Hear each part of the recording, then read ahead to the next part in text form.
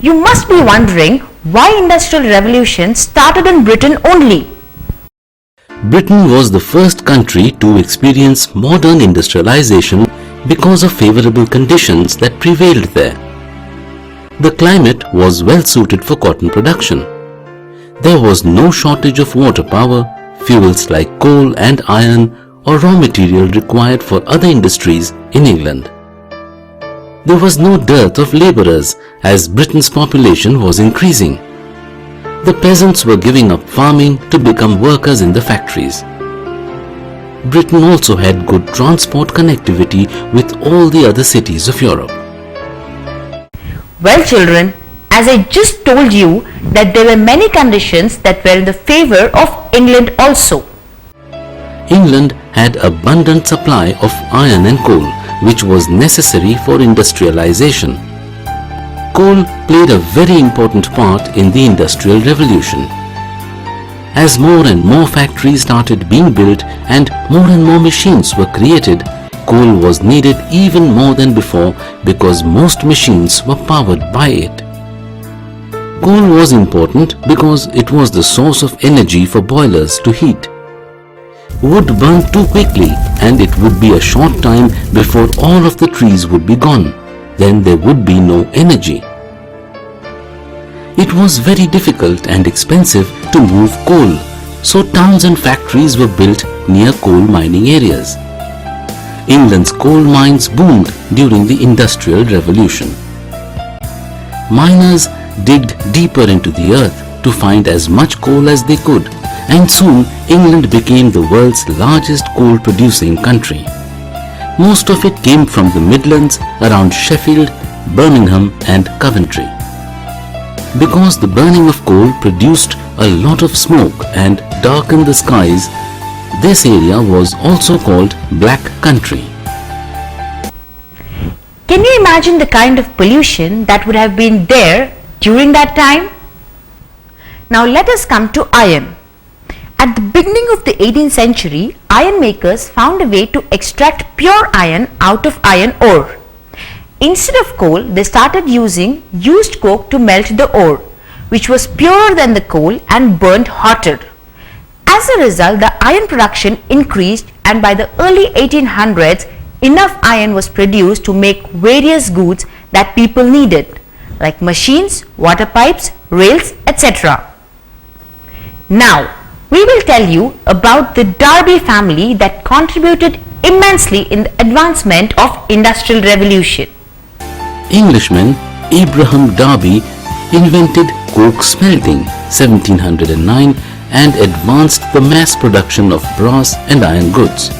Coke smelting replaced charcoal with coal in metal foundries during the process of refining metals, and this was important to Britain's future since charcoal at that time was becoming scarce and was more expensive.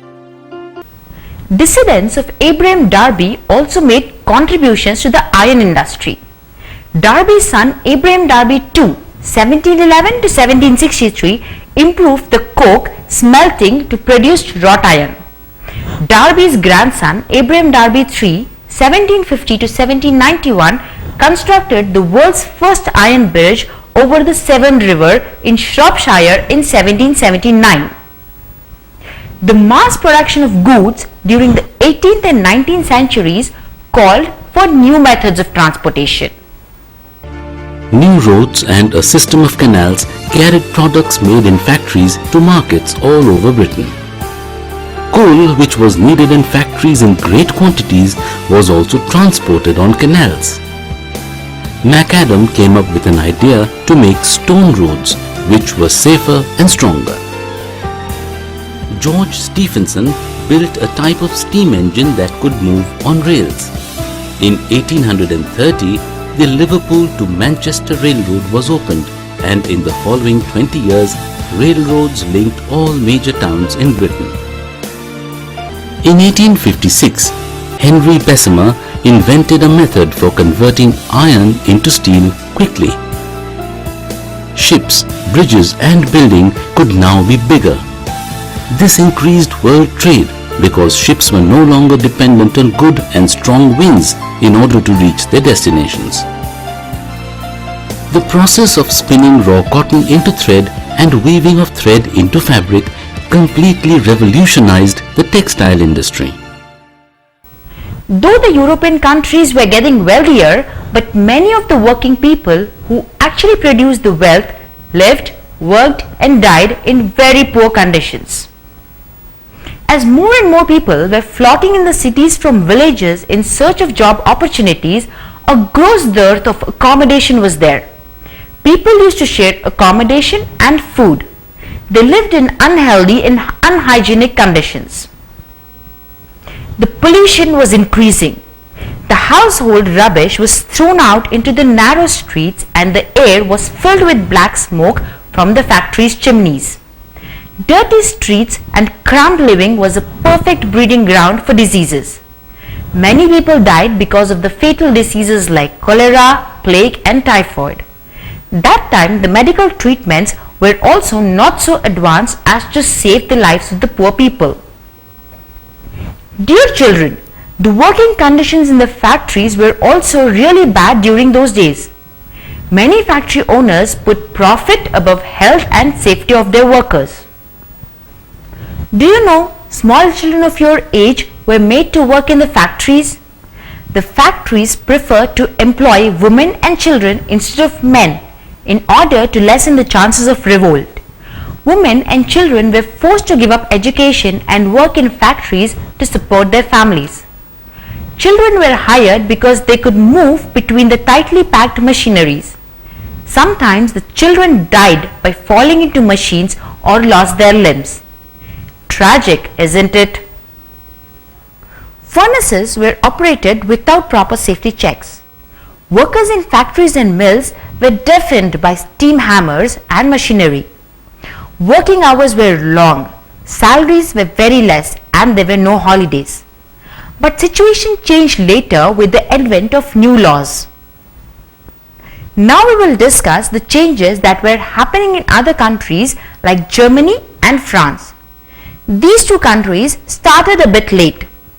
Germany was not united up until 1870. France was at war with several countries and facing civil revolutions as well. France did not have good reserves of coal and depended on expensive exports.